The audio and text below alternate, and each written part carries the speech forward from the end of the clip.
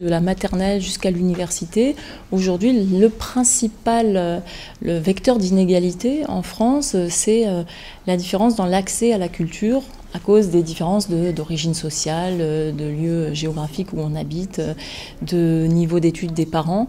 Et ça, c'est inacceptable. Cette inégalité-là est inacceptable. Donc, proposer des parcours d'éducation artistique et culturelle à tous les enfants, c'est lutter contre les inégalités. De quoi vous vous souvenez? Qu'est-ce qui a posé débat? Qu'est-ce qui vous a... Les photos qu'on ne voulait pas mettre et Julien il insistait pour savoir pourquoi on ne voulait pas les mettre. Donc il fallait décrire, expliquer.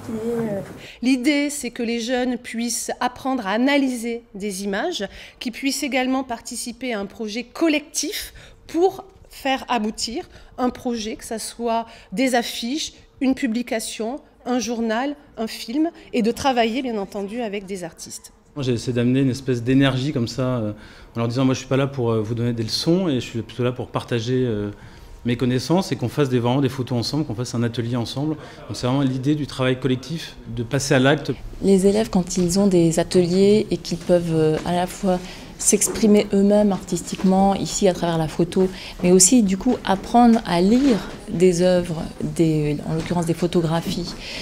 Ils ont toujours un regard qui s'affine sur la pratique artistique elle-même, sur la lecture aussi des images qui leur sont offertes dans la société, dans la vie quotidienne.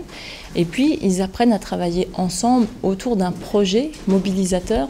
Et ça, c'est déjà une démarche pédagogique intéressante. Aujourd'hui, quand je regarde une affiche publicitaire, j'arrive à savoir et à comprendre le travail qui se passe derrière. J'arrive à mieux la comprendre, à la décrypter. On a aussi appris à bien observer, analyser, mettre en place la photo. Et tous les endroits où on pensait pouvoir...